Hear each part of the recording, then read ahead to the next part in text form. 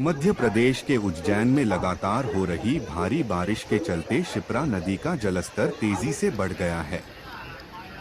बढ़ते जलस्तर के कारण प्रसिद्ध रामघाट के पास स्थित कई मंदिर जलमग्न हो गए हैं। प्रशासन स्थिति पर लगातार नजर बनाए हुए है और लोगों से नदी किनारे जाने से बचने की अपील की गई है। शिप्रा नदी के उफान का यह दृश्य श्रद्धालुओं और स्थानीय लोगों के लिए चिंता का विषय बना हुआ है।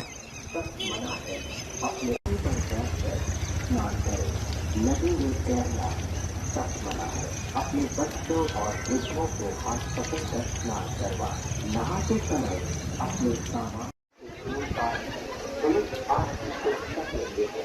पुलिस का सहयोग है। श्रद्धालु